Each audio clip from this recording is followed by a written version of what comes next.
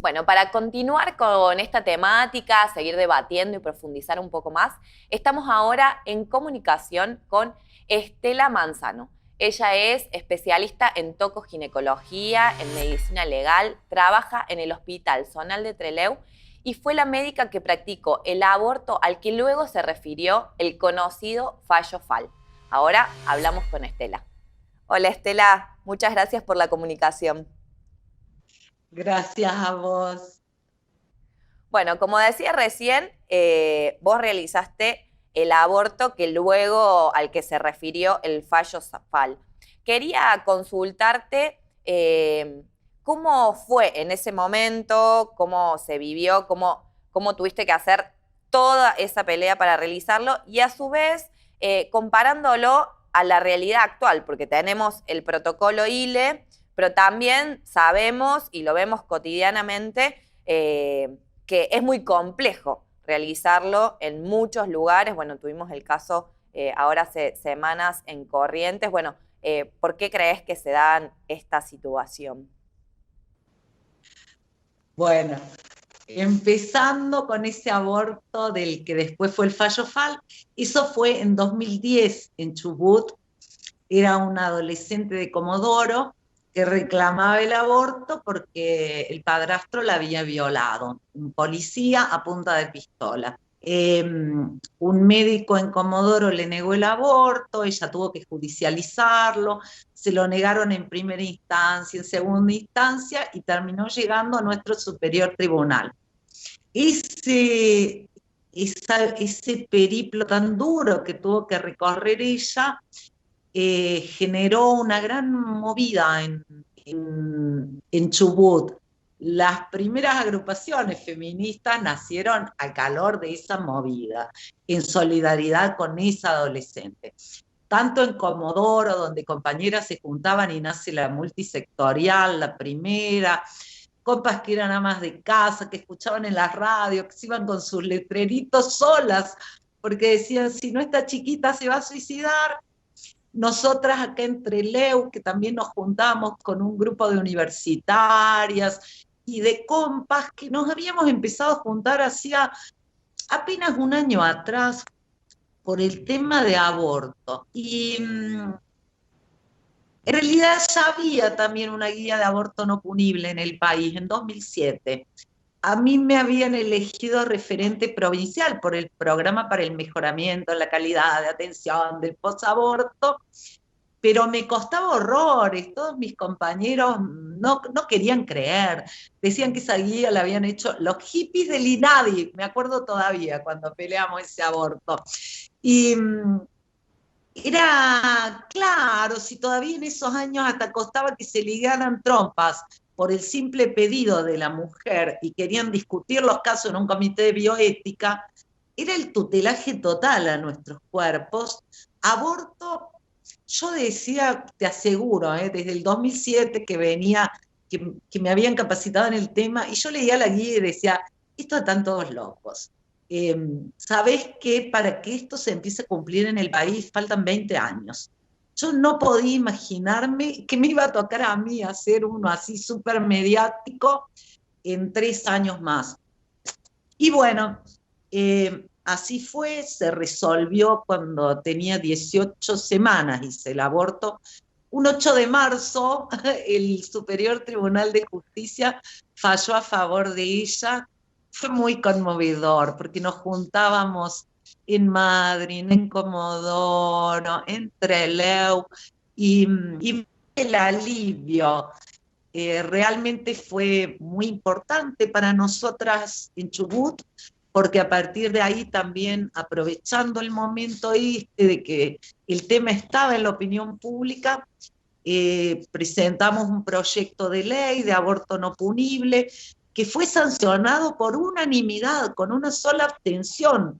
Eh, y bueno, y en Chubut se empezaron a garantizar abortos ahí en 2010. La provincia comenzó a comprar misoprostol, bueno, también porque nosotras presionábamos, ¿eh? Les decíamos, bueno, esto es legal, ahora vamos a acompañar para que todos hagan juicios, y no, y qué sé yo. Y, y claro, si comparamos ese primer momento en que realmente éramos muy, muy pocas, 4, 5, 10 en cada Me ciudad. acuerdo en Comodoro. Claro, nosotras comenzamos 4 y en pocos meses ya éramos 10 o 12, ¿eh? Se sumaron compañeras trans, porque nos unimos a una colectiva que se llamaba Inclusur, que era por la diversidad LGBT y nosotras las autoconvocadas. Ese fue un año como de mucha efervescencia, donde logramos cosas, la ley y demás. Y después, bueno, nuestra provincia vino un crecimiento lento, de ir sumando médicas, médicos, psicólogas, para que se garantizaran abortos en más ciudades. Igual todavía nos falta, por ejemplo, en el hospital de Rawson, en el servicio de ginecología, ya llevamos 10 años de la ley y todavía son todos objetores. Está bien que en los centros de salud hay quien garantiza en Rawson. Acá entre Leu somos muchas más que dos. Hay como 6, 8 médicos en atención primaria de la salud, en distintos centros de salud. En el servicio de ginecología se garantiza bien segundo trimestre, en Esquel, en Puerto Madryn, en Comodoro.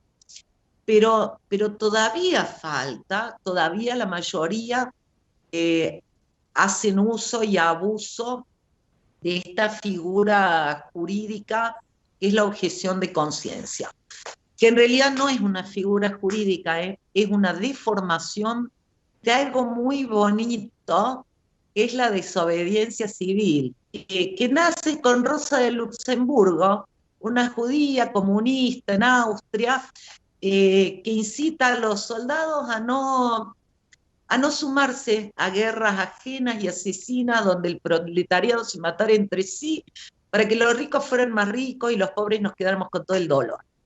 Desde esa figura hermosa que Rosa crea, después la toman este concepto del movimiento por los derechos civiles en Estados Unidos con lo mismo, como el negarse a participar en guerras. Otros movimientos como el no pagar impuestos cuando eran usados para cosas muy malas, pero siempre la desobediencia civil, que se llamaba objeción de conciencia, tuvo un costo terrible. Iban presos, nadie la llevaba gratis, porque obviamente que a las leyes hay que obedecerlas. Sin embargo, la desobediencia organizada es una forma hermosa de resistencia.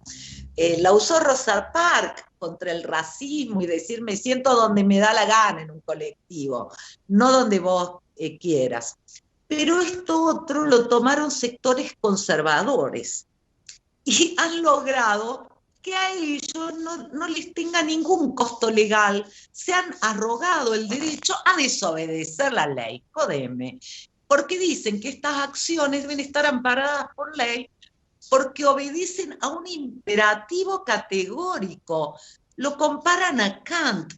A ver, Kant, cuando habla del deber ser, yo valoro mucho el trabajo de Kant, de decir que hay ciertas cosas que sí o sí tenemos que obedecer, como por ejemplo no violar niñas o niños, como por ejemplo respetar derechos humanos básicos, a la protección en la niñez, al derecho a expresarnos, el derecho a que nuestras vidas no sean cegadas antes de tiempo injustamente, ¿sí? Como la pena de muerte, o si querés, como una niña de 10 años que puede morir en un parto porque le niegan el derecho al aborto.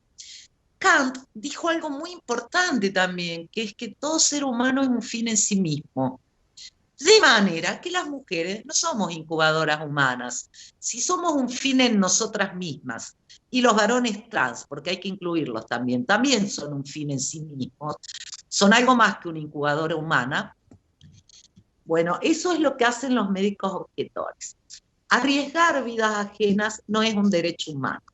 Yo no creo en la objeción de conciencia, ni individual, ni grupal, ni en la parte privada, ni en la parte pública. Eso te iba a preguntar, porque ahora se habla mucho de la objeción de conciencia institucional también. Tal cual, porque es una movida conservadora. Los conservadores, el capitalismo, el machismo, siempre pervierten nuestras hermosas, nuestros hermosos postulados.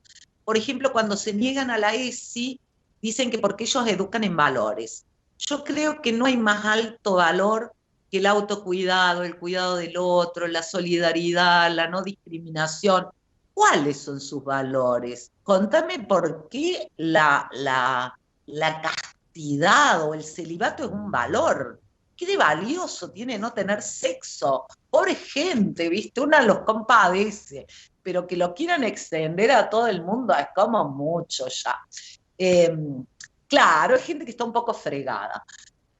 Pero nos roban, se quieren quedar con los términos lindos, como valores, como pro vida. No, no son pro vida, son pro muerte, porque las mujeres nos podemos morir en los partos. El riesgo de morir en un parto en Argentina es de 1 en 530. Y ellos quieren esconder el peligro que hay en un parto para poder forzarnos a parir tranquilamente. Eh, no me acuerdo qué me habías preguntado, me fui por las ramas. No te hagas problema. Ahora yo retomo. Sobre cómo está la situación hoy, porque todavía en muchos lugares no se aplica la ILE, y después, ¿cuál es la situación te agrego esta, cuál es la situación de los abortos en pandemia? Porque se ha escuchado mucho de, bueno, todavía no es momento para la ley, pero sin embargo se siguen produciendo abortos, hemos tenido que lamentar muertas por aborto, bueno, ¿cuál es la situación a pesar de la pandemia, podemos decir? Ah, bien. Tenemos que hablar por provincias, como hemos hablado siempre. Es muy curioso, pero acá en Chubut, en Tierra del Fuego, en Córdoba, en varios lugares, en Salta, sentimos que estamos trabajando mejor en la pandemia. Es tan loco, pero lo que pasó es que hay mucha barrera injusta en el acceso a los abortos. Entonces, en muchos lugares, a cada mujer que quería abortar, la mandaban a consultar con la psicóloga, la trabajadora social, cantidad de estupideces que nuestro Código Penal no pide. En lugar de recibir a la mujer y decir, querés abortar, estás convencida, bien, pongo que como no se pueden impedir las enfermedades que el propio embarazo causa al final, y como todo parto es más peligroso que un aborto, que respeto tu pedido, respeto tu autonomía, y chau. Así de fácil es hacer un aborto legal en un hospital. Agarrar la lapicera y hacer una recetita de misoprostol o de tramadol. Si está de menos de 3 meses, si está de más de 3 meses, se le interna, y en medio día de internación, en general, la mujer está de alta. Ahora, esto de la pandemia hizo que, gracias al pensar que había que evitarle a la mujer circular de acá para allá, en muchos servicios se dejaron de exigir los benditos equipos técnicos interdisciplinarios. Acá en Trelew fue notable. Todas mis colegas y colegas varones comenzaron a recetar directamente. Nadie más exigió psicóloga. En muchos otros lugares no, se sigue como antes de la pandemia. Sé que algo parecido pasó en Tierra del Fuego, algo parecido ha pasado en Córdoba. Ahora, hay provincias como Corrientes. Corrientes nunca garantizó todavía ningún aborto, salvo un único caso de una chiquita que, además de ser violada, tenía un retraso madurativo y una mamá peleadora. A ver, es el único caso que Corrientes garantizó. Corrientes sigue difundiendo falsa información a las mujeres cuando piden abortos. Les dicen que sus hijas tienen mucho peligro en un aborto, de morir, qué sé yo, que el parto es mejor, que además tenerlo y darlo en adopción. Como si uno pudiera borrar que tuvo un hijo, o ese hijo pudiera borrar que tiene una madre por ahí que no lo pudo tener y que lo dio. O este médico horroroso de Corrientes que dijo, bueno, a ver, a la chiquita esta la violaron porque no la educaron, le hubieran enseñado que no hay que sentarse en la falda de los varones. Y además ni siquiera era el padre, era el padrastro. Entonces vos decís, jodeme. Vos les decís que las den en adopción, pero después decís que el padrastro sí tiene el derecho de violar, porque total no es el padre biológico. Si tanto valor le dan a lo biológico, pónganse de acuerdo, ¿sí? Eh, lo que pasa es que ellos saben muy bien que quienes tienen que recurrir al hospital, de nuevo, volvemos a hablar de lo que es el concepto clase, son las niñas más pobres, las que les van a parir la mano de obra barata, y una muere de odio al escucharlos, porque enojan mucho. A una la pueden. Pasa, el problema viene en las provincias, ocurre más que por la pandemia, en las provincias muy religiosas, muy machistas, como todas las del NOA, Salta, Jujuy, Corrientes, Mendoza también cuesta mucho. En este momento, el mapa país, en realidad, lo más difícil está en Formosa y en Corrientes. En el resto somos una red importante de médicos hospitalarios que nos conocemos, nos escribimos, está la red de profesionales por el derecho a decidir y otras redes subterráneas, como, así como actuamos las mujeres, estas redes rizomáticas, que vamos bajo tierra y nos conocemos, y nos acompañamos, y estamos en todo el país, y somos muchas y muchos, cada vez se van sumando más colegas varones también. Y la verdad es que en la pandemia no estamos haciendo menos abortos, sino más, mira vos. Pero bueno, porque año a año se van sumando personas que respetan los derechos de las mujeres. Pero volvamos a la objeción de conciencia. Hasta que la objeción de conciencia no sea prohibida en el país, lo mismo me da el Código Penal que una ley de aborto por plazos. Y te lo digo con dolor, como parte de la campaña, ¿eh? Si hoy saliera una ley de aborto hasta las 14 semanas, como la que tuvo media sanción, y que les permitiera la objeción de conciencia tan amplia que les permitía negar abortos salvo que la mujer estuviera en grave peligro para su salud o su vida, yo quiero quedarme con el Código Penal. Y ahora te explico por qué. El Código Penal, como está, no incluye el permiso para objetar hacer abortos. Nos tenemos que regir por otras dos leyes, la Ley de Derechos del Paciente y la Ley de Ejercicio de la Medicina. Esas dos leyes asumen que no somos Teresa de Calcuta, por suerte, porque era una vieja sádica que le encantaba dejar morir gente teniéndola de la manito. Por ejemplo, se le morían por apendicitis, que si lo llevaba a la otra cuadra al hospital de la India, operaban a esa persona y vivía. Pero la vieja cobraba muchísimo en donaciones por tenerle la mano, viendo cómo un enfermo de apendicitis se moría en sus centros. Bueno, el tema es que la ley asume que no somos Teresa de Calcuta, y ni somos santas, que las personas médicas por ahí tenemos el derecho a no atender a alguien. Puede que porque le tenga miedo, que porque esa persona me hizo un juicio ya, que porque esa persona me quiso violar o violó a mi hija, qué sé yo, soy humana, puedo no querer atender a alguien, pero le pone límites a esa acción mía para poder dejar de atender a una persona que me consultó. Aunque sea el peor sádico del país, yo primero lo tengo que dejar en manos de otro médico, fehacientemente. Yo tengo que llevarlo a las manos de ese otro médico y que firme que se hace cargo de esta persona. Bueno, con su bendita objeción de conciencia es lo mismo. Si un objetor, un machista, un religioso, un desgraciado que hace abortos clandestinos, entonces no quiere hacerlos gratis en el hospital o en la clínica, recibe a una mujer que pide un aborto, él tiene que encontrar quién se lo haga, y si no, lo tiene que hacer él mismo. Esa es la única manera de evitar la objeción institucional, exigiéndole a cada uno que se haga cargo de cada paciente que recibe. Y esa ley no dice que la persona tenga que estar grave para dejarla en manos de otro. Mira vos, pero como nosotras o somos mujeres o somos varones trans, todo un grupete igual de discriminado. Para nosotros sí, en el proyecto de media sanción, les dejaron poner que solamente estaban obligados a atendernos si estábamos graves. Y vos sabés que entre la gravedad y la muerte el hilo es muy finito.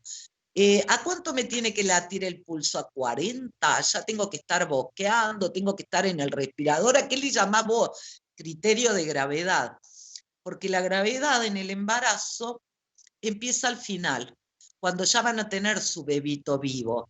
La preeclampsia, la eclampsia, el síndrome HELP, las cosas que nos matan, en general, empiezan a pasar después del sexto o séptimo mes.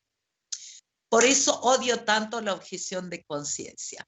Por eso, si no vamos a tener una buena ley de aborto, prefiero quedarnos como estamos. Yo sé que el camino y que lo que digo es lo más antipopular del mundo. Esto que estoy diciendo no me va a llenar de amigas. Esto se llamaría Perdiendo Amigas por Estela Manzano.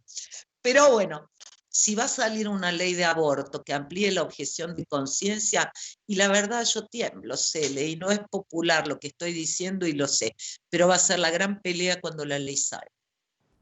Bueno, vamos a pelear, como vos decís, para tener esa ley, pero que sea un derecho garantizado para todas las mujeres, personas con capacidad de gestar y sin ninguna objeción de conciencia, ni individual, ni institucional. Va a ser una pelea dura, sabemos cómo es, sabemos a quiénes nos enfrentamos, a todos estos sectores antiderechos, pero también a quienes se sientan en los sillones del Congreso que terminan cediendo o defendiendo esas presiones y esas posiciones, pero bueno, ahí estaremos nuevamente para defender nuestros derechos que tienen que estar garantizados por este Estado y bueno, será una pelea dura y esperemos que la demos y nos lo garanticemos este año. Estela, quiero agradecerte por lo que haces, pero aparte por estos minutos y por supuesto para seguir charlando en otro momento y seguir luchando, por supuesto, por nuestro derecho. Yo te doy las muchas gracias. Gracias a ustedes y creo que aunque lloramos mucho cuando la ley no salió en 2018, porque lloramos y mucho, que nada, que perdimos una batalla, nada más, que este tiempo de espera tal vez sea bueno para una ley mejor. No nos hemos quedado ni nos vamos a quedar quietas, es como vos decís, yo confío en nosotras, en nuestra capacidad de organización, de lucha, y bueno, y vamos a seguir avanzando. Gracias, Estela. Bueno, como queda demostrado, esta lucha tiene muchísima historia y por supuesto que vamos a seguir dando esta pelea hasta el final, hasta que en nuestro país el aborto sea legal. Porque no podemos permitir que, de acuerdo al lugar donde vivimos, al hospital al que llegamos, a la clínica y a la o el profesional que nos atienda, que se garantice o no la interrupción legal del embarazo. No puede ser que sean ellos quienes decidan. Esa es nuestra decisión, es la decisión sobre nuestro cuerpo. Por eso vamos a seguir peleando por la interrupción voluntaria del embarazo y que es el Estado quien lo tiene que garantizar en todo el territorio nacional. Vamos a seguir peleando por nuestra ley, una ley que no tenga la objeción de conciencia, que no limite las semanas para realizar la práctica, que no se metan los sectores antiderechos en nuestro proyecto de ley. Por eso vamos a seguir en las calles. Por eso este 28 volvemos a insistir en que el aborto tiene que ser legal. No podemos seguir esperando. Y lo que siempre decimos es más que una frase, porque necesitamos de verdad educación sexual integral en todas las escuelas, en todos los niveles para decidir. Como así también anticonceptivos gratuitos para no abortar y por supuesto aborto legal, seguro y gratuito para no morir. Por eso vamos a pelear, por eso vamos a estar el 28 en las calles y también para que la Iglesia y el Estado definitivamente estén separados. No puede ser que el Estado siga bancando a esta institución completamente enemiga de nuestros derechos con miles de millones de pesos al año. Por eso, Iglesia y Estado, asunto separado, también se va a escuchar con mucha fuerza este 28.